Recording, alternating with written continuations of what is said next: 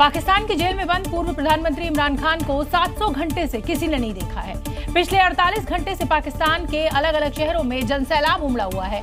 शहर शहर भयंकर प्रोटेस्ट हो रहा है, लेकिन न मुनीर बोल रहे हैं न प्रधानमंत्री शहबाज शरीफ। क्योंकि पाकिस्तान के पूर्व पीएम इमरान खान कैसे और किस हाल में है, ये एक मिस्ट्री बनता जा रहा है। इमरान खान की हत्या के अफवाहों के बावजूद भी शहबाज सरकार इस पर चुप्पी साधे हुए है। पिछले 48 घंटों से इमरान खान सिर्फ समर्थकों के पोस्टरों में दिख रहे हैं। उनकी गूंज हजारों सपोर्टर्स के नारों में सुनाई दे रही है। पाकिस्तानी सेना और सरकार के रवैये से इमरान समर्थक गुस्से में है। जिस अडियाला जेल में इमरान खान बंद है, वहाँ उनके समर्थकों के जुटने का सिलसिला जारी है और वो इमरान से मिलने की मांग पर अड़े हुए हैं। इमरान की पार्टी पीटीआई ने भी शहबाज सरकार को 24 घंटे का अल्टीमेटम दिया है और इस मामले में जवाब मांगा जा रहा है। अडियाला जेल के बाहर इमरान खान के समर्थक शहबाज और मरियम के खिलाफ नारेबाजी कर रहे हैं, साथ ही आजादी लेकर रहेंगे जैसे नारे लगा रहे हैं। पाकिस्तान के प्रधानमंत्री शहबाज शरीफ और फील्ड मार्शल के पास 24 घंटे का ही वक्त है। अगर 24 घंटे में वो इमरान खान पर चुप्पी तोड़ते हैं तो ठीक, वरना इमरान समर्थकों ने अब अल्टीमेटम दे दिया है। डेडलाइन पर पाकिस्तान में जो होगा उसका जिम्मेदार खुद शहबाज एंड मुनीर होंगे। इमरान खान मिस्ट्री पर खैबर पख्तूनख्वा से लेकर अदियाला जेल तक आक्रोश की आग है। सड़क पर नियाजी का परिवार शहबाज मुनीर के खिलाफ जंग ऐलान कर चुका है, तो 24 घंटे वाला अल्टीमेटम दे दिया है। पाक संसद में पीटीआई सांसद ने 24 घंटे में इमरान खान से मिलने देने की वार्निंग दी है, तो केपी के सीएम सोहेल खान अफरीदी ने भी हमला बोला है। पिछले 40 दिनों से इमरान खान को लेकर सस्पेंस जारी है। जेल से बाहर परिवार के साथ पीटीआई कार्यकर्ताओं का धरना जारी है। ऐसे में अल्टीमेटम के बाद पाकिस्तान में बवाल होना तय माना जा रहा है। शहबाज वर्सेस पठान की इस लड़ाई में ज्वाला में आतंकिस्तान का जलना तय है।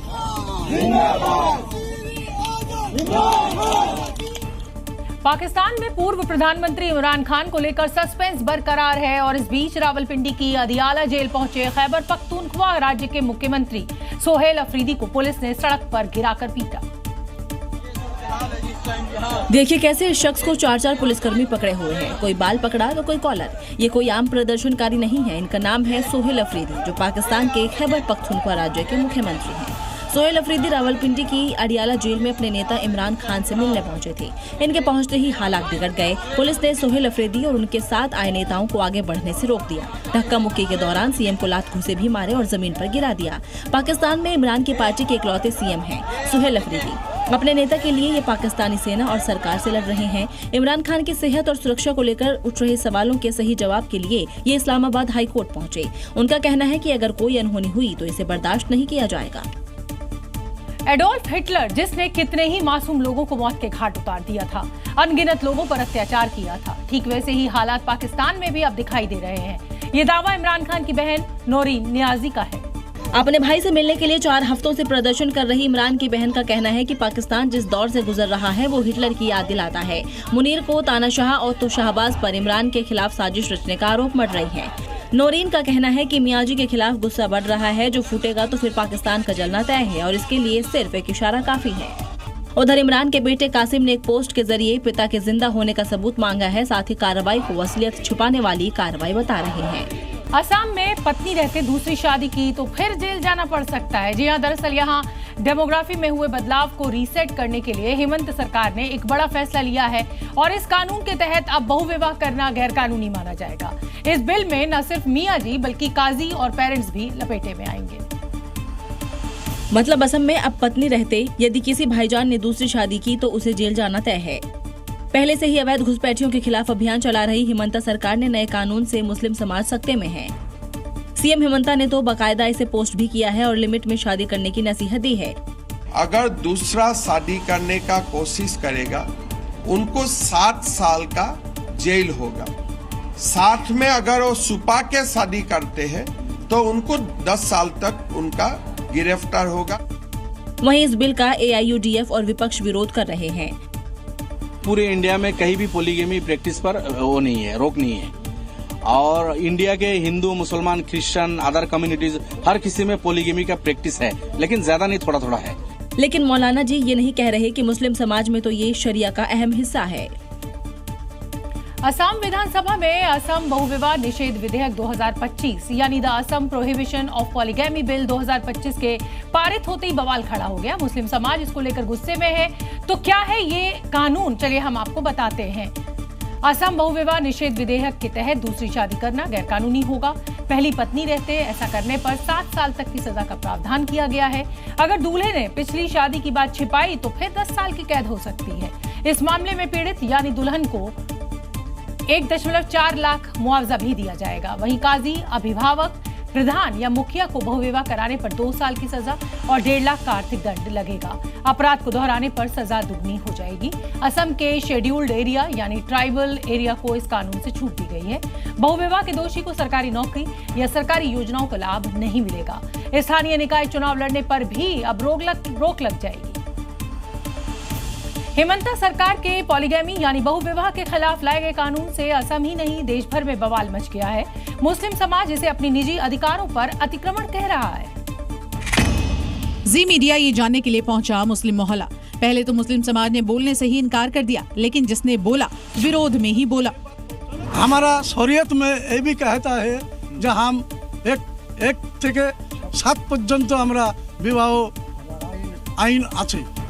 मतलब एक आदमी 7 विवाह कर सकता है। शरीयत में लिखा है 4 से 7 शादी करना चाहिए। शरीयत में लिखा है विभिन्न इजाजत देना तो 2 शादी भी करना पड़ेगा। शादी किया था नबी जी, ओके, दूसरा लड़की का हस्बैंड मर गया, फिर शादी किया, वो खाना पीने का नहीं है, उसको शादी किया, फिर जो ऐसा कर शादी किया। एक बीवी की रखवाल है, उसके सिवा और दूसरी बीवी चाहिए तो दूसरे के साथ शादी कर सकते हैं। हाँ, लेकिन दोनों को ही समान अधिकार देना पड़ेगा। खबर अयोध्या से है, जहां अभी भी कई मोहल्लों और सड़कों के नाम इस्लामिक हैं। अब साधु संत और हिंदू संगठन ये मांग कर रहे हैं कि रामनगरी में मौजूद बाबर की हर पहचान, कट्टरपंथ के हर निशान को बदल दिया जाए।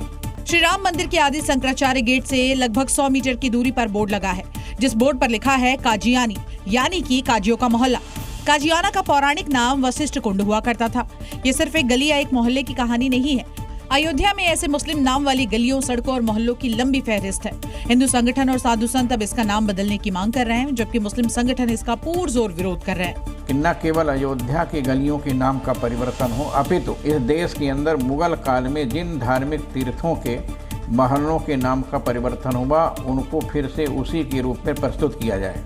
रोडों, नालों, सड़कों, खड़ंजों के नाम बदल देने से आदमी की सेहत पर कोई फर्क नहीं पड़ता। अब सवाल है कि संतों और बीजेपी की मांग आखिर कितनी जायज है। क्या फैजाबाद को अयोध्या करने के बाद अब समय आ गया है कि शहर के गली मोहल्लों और सड़कों की कट्टरपंथी पहचान को बदल दिया जाए? अयोध्या में राम मंदिर के संपूर्ण होने के बाद जय श्री राम का नारा अब गोवा में भी गूंजा, जब प्रधानमंत्री नरेंद्र मोदी ने दक्षिण गोवा में एशिया की सबसे ऊंची राम प्रतिमा का अनावरण किया। कांसे की बनी प्रभु श्री राम की ये मूर्ति 77 फीट ऊंची बताई जा रही है। श्री राम मंदिर के शिखर पर धर्म ध्वज आरोहण का सौभाग्य मिला है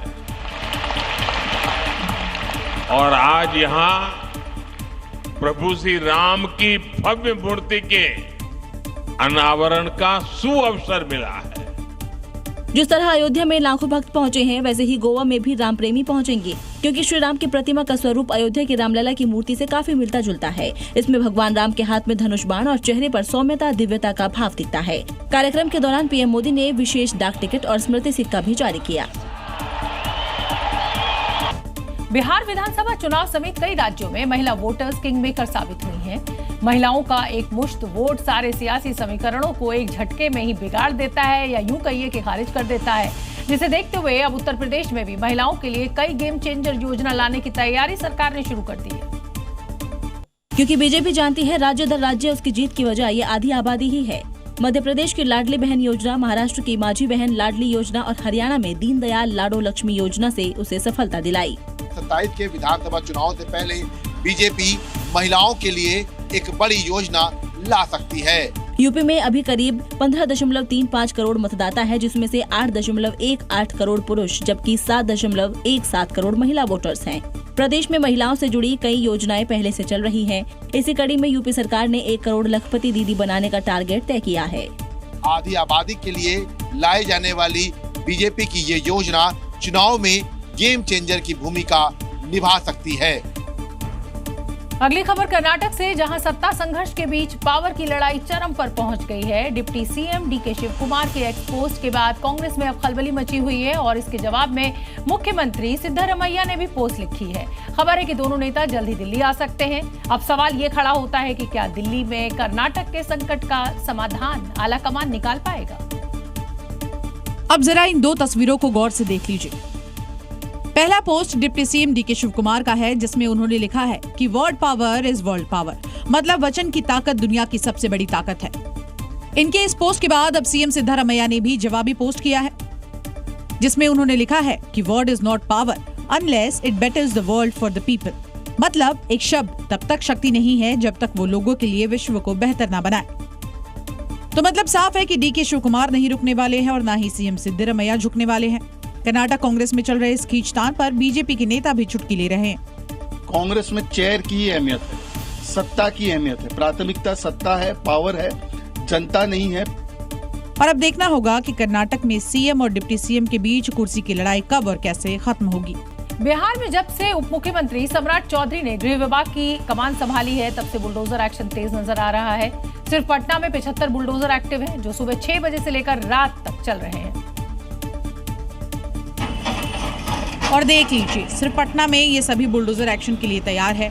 यहाँ एक दो नहीं बल्कि 75 बुलडोजर एक्शन में है, जो अपराधियों और अतिक्रमणकारियों पर चलने के लिए तैयार है। देखिए, एक लाइन से ये सारे बुलडोजर यहाँ पर रुके हुए हैं और ये बुलडोजर अब जो अपराधी हैं, जो इंक्रोचमेंट करने वाले हैं, तमाम लोगों पर एक्टिव हो गया है। डिप्टी सीएम सम्राट चौधरी की गृह मंत्री के बाद ये असर है। बुलडोजर तो पहले भी बिहार में था, लेकिन एक्टिव नहीं था, और अब बुलडोजर चल रहा है और अपराधियों के घर को भी ढहा दिया जा रहा है। उतना एक्टिव नहीं था, लेकिन अब उनका जो जोश और उमंग को देखते हुए हम लोग में भी आ गया है। मतलब साफ है, बिहार में सम्राट चौधरी के गृह मंत्री बनने के असर दिखने लगे हैं, जो कि योगी मॉडल अपनाकर अपराधियों के खात्मे की कोशिश कर रहे हैं। अगली खबर जम्मू कश्मीर से है, जहां 3 आतंकवादियों के देखे जाने के बाद सुरक्षा एजेंसियां चौकस नजर आ रही हैं। श्रीनगर के लाल चौक से लेकर जम्मू तक सर्च ऑपरेशन चल रहा है। इंटेलिजेंस इनपुट के बाद ये कार्रवाई की जा रही है। सबसे पहले श्रीनगर के लाल चौक की तस्वीरें देखिए। यहाँ देश विरोधी ताकतों के खिलाफ सर्च ऑपरेशन चलाया जा रहा है। होटल, गेस्ट हाउस, रेस्टोरेंट समेत कई जगह तलाशी अभियान चलाया जा रहा है। खुफिया सूत्रों से मिली जानकारी के मुताबिक यहाँ पर ये कार्रवाई की जा रही है। लाल चौक पर सेना और जम्मू कश्मीर पुलिस ने डॉक्टर के क्लिनिक की भी जांच की है।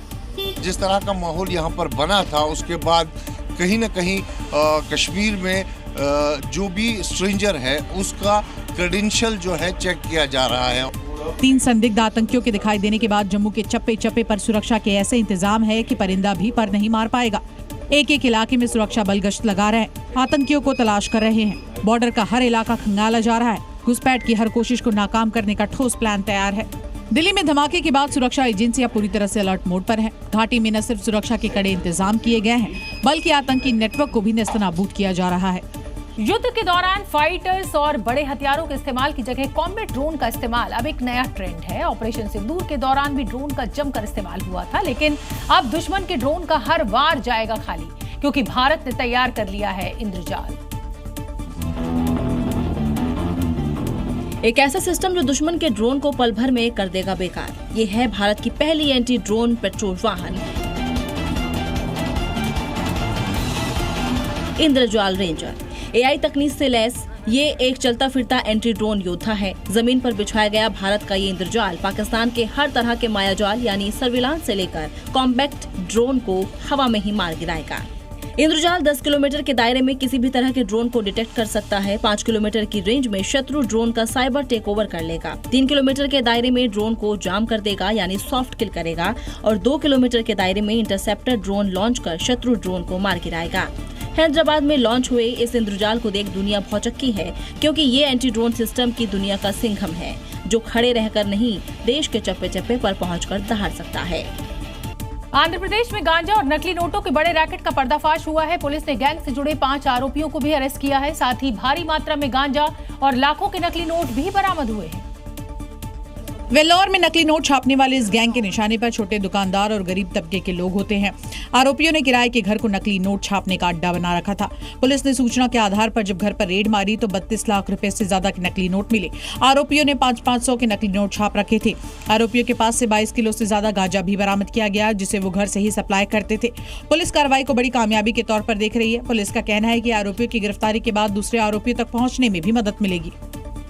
केरल के इडुक्की से रोमांच के बीच दहशत फैलाने वाली एक घटना सामने आई है। यहाँ एक स्काई डाइनिंग सेटअप में तकनीकी खराबी आ गई और उसके बाद पर्यटक और कर्मचारी हवा में ही फंस गए और तकरीबन 1.5 घंटे तक लोग ऊंचाई पर लटके रहे और नीचे चीख पुकार मची रही। ऊपर फंसे टूरिस्ट मदद के लिए चीखते रहे। घटना की सूचना मिलते ही प्रशासन और बचाव दल मौके पर पहुंचा। तुरंत रेस्क्यू ऑपरेशन शुरू किया गया और पूरी सावधानी के साथ एक एक करके सभी टूरिस्टों और कर्मचारियों को सुरक्षित नीचे उतारा गया। दरअसल यहां सेटअप को ऊपर नीचे करने वाली क्रेन अचानक से बीच में ही बंद हो गई, जिसके बाद टूरिस्ट और कर्मचारी तकरीबन 1.5 घंटे तक हवा में फंसे रहे। हालांकि गनीमत की बात यह रही कि इस हादसे में कोई जनहानि नहीं हुई, लेकिन यह घटना मनोरंजन सेटअपों में सुरक्षा इंतजामों पर बड़े सवाल खड़े करती है, क्योंकि रोमांच जरूरी है लेकिन सुरक्षा से कोई समझौता नहीं होना चाहिए।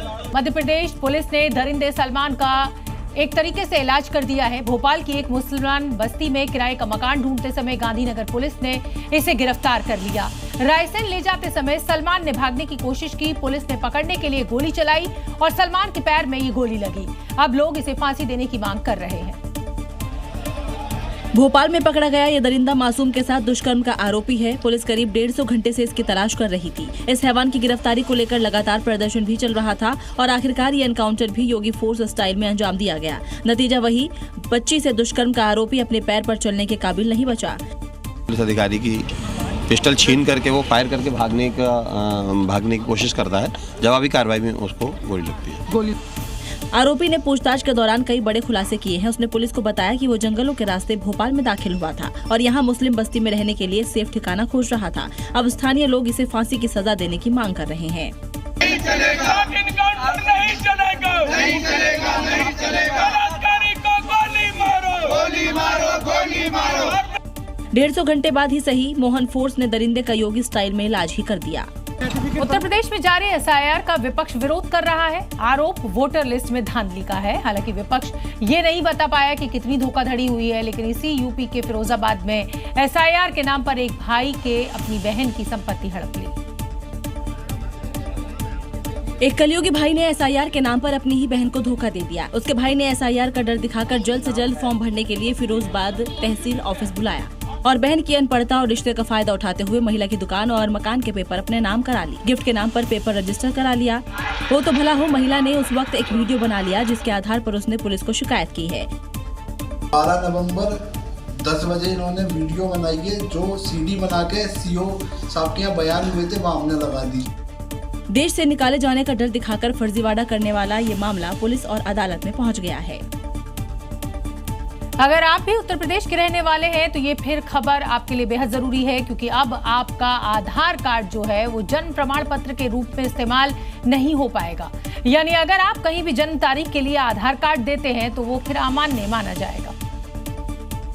यानी आपका आधार कार्ड अब सिर्फ आपकी पहचान बताने के लिए होगा, ना कि जन्म तारीख। यूपी सरकार ने इसे लेकर विभागों को ऑर्डर दे दिया है। फैसले के पीछे तर्क है कि आधार के साथ कोई जन्म प्रमाण पत्र अटैच नहीं होता है, ऐसे में इसे जन्म प्रमाण पत्र नहीं मान सकते। सरकार के इस फैसले से सरकारी योजनाओं में फर्जीवाड़ा कम होगा, प्रतियोगी परीक्षाओं में उम्र की धांधली रुकेगी, बाल विवाह रोकने में मदद मिलेगी, स्कूलों में दाखिला खेल कोटा के अलावा जरूरी दस्तावेज में सही जन्म प्रमाण पत्र जरूरी होगा। देखिए, फ्रॉडगिरी बंद हो जाएगी ना। सबसे बड़ी बात यह है कि मोहम्मद आजम खान जैसे लोग अपने बेटे को विधायक बनाने के लिए जब पैन कार्ड बदलवा करके उम्र घटा देते हैं। फडणवीस सरकार ने भी आधार को लेकर आदेश जारी किया है, जिसके तहत अगर कोई देर से बर्थ सर्टिफिकेट बनवाता है तो उसमें आधार कार्ड मान्य नहीं होगा। फैसले के पीछे गैरकानूनी कामों के लिए फेक बर्थ सर्टिफिकेट और डेथ सर्टिफिकेट का इस्तेमाल रोकना है। कनाडा में कॉमेडियन कपिल शर्मा के कैफे पर फायरिंग मामले में दिल्ली क्राइम ब्रांच ने आज बड़ा एक्शन लिया है। फायरिंग केस में शामिल बंधुमान सिंह सेखो को गिरफ्तार कर लिया गया है। आरोपी गोल्डी ढिल्लो गैंग का हैंडलर बताया जा रहा है इसको, और इसके पास से चाइना मेड पिस्टल भी जब्त की गई है। कपिल शर्मा के कैफे पर फायरिंग का मुख्य शूटर सेखो भारत भाग आया था, क्योंकि फायरिंग मामले में कनाडा पुलिस आरोपियों की तलाश में थी, लेकिन सेखो भारत में आकर छिप गया था। कपिल शर्मा का जो कैफ कैफे है उसमें जो फायरिंग 2 इंसिडेंट पहले के हैं, जुलाई और अगस्त से, उसमें ये एक्टिवली पार्टिसिपेट किया है इसने। गिरफ्तार आरोपी बंधुमान सिंह सेखों कनाडा में हुई फायरिंग का मुख्य शूटर बताया जा रहा है। कैप्स कैफे में फायरिंग के मुख्य षड्यंत्र को समझने के लिए उसकी गिरफ्तारी अहम है। शेखों के गोल्डी बराड से कनेक्शन होने के बाद अब उससे जुड़े लोगों तक भी पहुंचने की कोशिश है। 1.5 साल से गोल्डी ढिल्लो के टच में था और गोल्डी ढिल्लो इनके साथ जो गुरजोत और दलजोत हैं जिन्होंने फायरिंग की थी, और एक सीपू है, ये लोग एक गैंगस्टर ग्रुप है जो वहाँ पर लगातार फायरिंग करवा रहा है और एक्सटॉर्शन कर रहा है। पुलिस इस गिरफ्तारी को काफी अहम मान रही है क्योंकि शेखों के शिकंजे में आने से गैंग के दूसरे साथी भी रडार पर आ सकते हैं। बंधुमान सिंह सेखों की गिरफ्तारी एक हथियार सप्लायर गैंग की निशानदेही पर हुई है जो भारत में हथियारों का अवैध कारोबार करता था। कुछ दिन पहले क्राइम ब्रांच ने आईएसआई के आर्म्स नेटवर्क को पकड़ा था। गिरफ्तार 4 आरोपियों के पास से 8 हथियार बरामद हुए थे। पूछताछ में इन आरोपियों ने बताया कि उन्होंने लुधियाना में चाइना मेड पिस्टल डिलीवर की थी। पिस्टल लेने वाले की पहचान बंधुमान के तौर पर हुई और जब जांच की गई तो पता चला कि बंधुमान का कनाडा कनेक्शन है। अब इस पर नजर रखी गई और फिर इसको पकड़ा गया। इसने पूछताछ में बताया कि अगस्त में जो कपिल शर्मा के कैफे कैप्स में फायरिंग हुई थी उसमें इसने लॉजिस्टिक सपोर्ट दिया था।